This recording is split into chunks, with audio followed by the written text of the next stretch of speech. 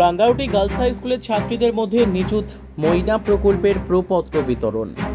মুখ্যমন্ত্রীর নিযুত ময়না প্রকল্পের পত্র বিতরণ করা হলো রাঙ্গাউটি গার্লস হাই স্কুলে। মঙ্গলবার দুপুর 2টায় রাঙ্গাউটি গার্লস হাই স্কুলের অধ্যক্ষ তৌফিক উদ্দিন মজুমদারের সভাপতিত্বে সভা অনুষ্ঠিত হয়। সভায় ওই স্কুলের 46 জন ছাত্রীর হাতে নিযুত ময়না প্রকল্পের প্রপত্র তুলে দিলেন হাইলাকান্দির উন্নয়ন খণ্ডের বিডিও মহসিন সিদ্দিকী। তিনি তার বক্তব্যে বলেন, মেয়েদের পড়াশোনা চালিয়ে যেতে প্রতি মাসে আর্থিক সাহায্য করবে রাজ্য সরকার। তাই এই প্রকল্পের টাকা সঠিকভাবে কাজে লাগাতে ছাত্রীদের পরামর্শ দেন তিনি। তার মতে, মাধ্যমিক উত্তীর্ণ হওয়ার পর দৈনন্দিন জীবন নানান সমস্যার মুখে পড়ে। তাই এই টাকা দিয়ে ভালো বই পড়া, নিজেকে সুখে রাখার পাশাপাশি জ্ঞান আহরণের কাজে লাগাবে তারা। এইভাবে নিজেকে দক্ষতার বিকাশ ঘটিয়ে সঠিক জীবন গড়ে তুলতে তাড়াতাড়ি বলেন BDO Mohsin Siddiqui.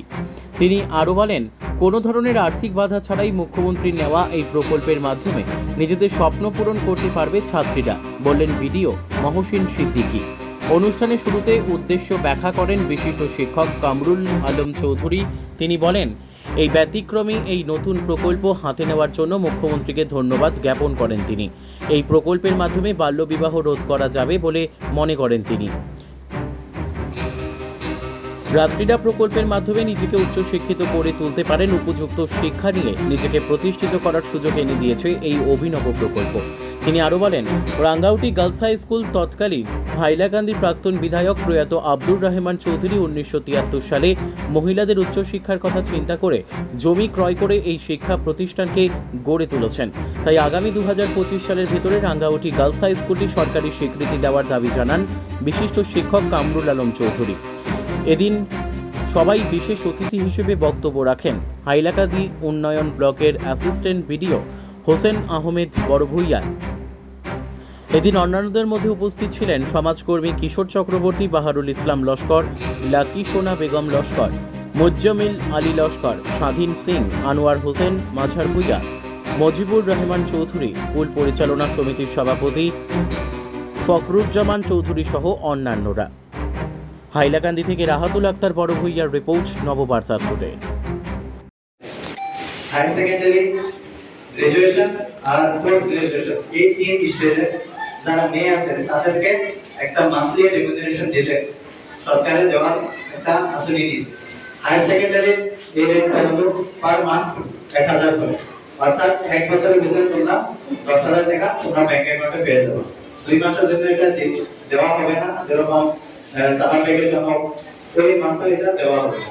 Similarly graduation স্টেজে তোমরা 1250 টাকা 10 মাসের জন্য তোমরা ব্যাংক অ্যাকাউন্টে পেয়ে যাবে, অর্থাৎ 12,500 টাকা। আর পোস্ট গ্রাজুয়েশন স্টেজে এই রেটটা হলো 2,500 টাকা পার মান্থ। তোমরা এটা কিছু এলিজিবিলিটি ক্রাইটেরিয়া আছে, যেরকম এটার জন্য তোমরা মেরিট হলে এটা তোমরা ইনএলিজিবল হয়ে যাবে। আর কিছু ক্রাইটেরিয়া আছে, যেরকম তোমরা যদি এই স্কুলের ইনফ্রাস্ট্রাকচার তোমরা ড্যামেজ করো বা ইরেগুলার অ্যাটেন্ডেন্স হয়, ওই ক্ষেত্রে তোমরা এটা এই স্কিমের থেকে ইনএলিজিবল হয়েছে। সো এটার ক্ষেত্রে যত সহযোগিতা আছে এটা আমরা করব। আরো তার সহযোগিতা এটা জামানা করলাম, যত টিচার আছে তোমরা একটা ফর্ম ভরে সেটা টিচারের কাছে জমা দিয়ে দিও, প্রিন্সিপাল স্যারের কাছে। প্রিন্সিপাল স্যার ওটা ভেরিফাই করে তারপর তোমরা রেজিমেন্ট যেটা ব্যাংক অ্যাকাউন্ট আছে ওইটা তোমরা যত অ্যামাউন্ট আছে ওইটা তোমার অ্যাকাউন্টে ক্রেডিট হয়ে যাবে। সো আমি সবার সহযোগিতা কামনা করে আমি আমার ভাষণ এখানে সমাপ্ত করি। আমার ছোট ভাই, আমার চক্রবর্তী স্যার, আমার high secondary subject teacher, high secondary subject high স্কুলের টিচার এবং আমার মেয়ের সমান ছাত্রীরা, আজকে এই যে প্রকল্প নেওয়া হয়েছে সেটা খুবই ভালো। তোমাদেরকে 1000 করে দেওয়া হবে অক্টোবর মাস থেকে, যাতে বছরে 10,000 পাবে, সেই 10,000 দিয়ে যাতে পড়াশোনা নোট বই বা পড়াশোনায় এগিয়ে যেতে পারে। আর যদি কোনো কারণে তোমাদেরকে তোমাদের মা বাবা কম বয়সে দিয়ে ঠিক করে ফেলেন, তাহলে প্রিন্সিপাল স্যার আছে আর আমি আছি, আমাদেরকে বলবে, আমরা ওনাকে বুঝাবো যে এত কম বয়সে বিয়ে দেবে, আপনার মেয়ে রেস্ট হবে, আপনারও রেস্ট হবে, ছেলেও হয় রেস্ট হবে, ছেলের মা বাবাই রেস্ট হবে। গত 11 তারিখে একটা বিয়ে হয়েছে, মেয়ে আমাকে নিমন্ত্রণ করেছিল, সেই দাওয়াতে আমি আসতে পারবো, কারণ ওর বাবাকে বোঝানোর জন্য কিন্তু আমি গুয়াহাটিতে ছিলাম, ওর সাথে যোগাযোগ হয় নাই। মেয়ের বিয়ে হয়ে গিয়েছে, কিন্তু এখানে নিযুক্ত হয় না। বিয়ে হয় যাওয়ার কোনো মেয়েকে বল দেব না, ইনস্ট্রাকশন আছে চিফ মিনিস্টারের, বিয়ে যারা হয়ে যাবে তাদেরকে আমরা দেখবো যে 18 কমপ্লিট হয়েছে কিনা। 18 কমপ্লিট হলে তারপর মা বাবা তাদের ডিসিশন নিতে পারে। যাই হোক, এখন অনেক কথা বলেছি। এখন এই হাই স্কুলের প্রতিষ্ঠাতা আমার বাবা মরহুম আব্দুর রহমান চৌধুরী, তিনি দুটো মেয়ে, তখন হাই স্কুল খুব কম ছিল, ইন্দ্র কুমার স্কুল ছিল হাই স্কুল, আর স্কুল ছিল না হাইলাকান্দিতে। এটা হচ্ছে 1973 ইংরেজির কথা।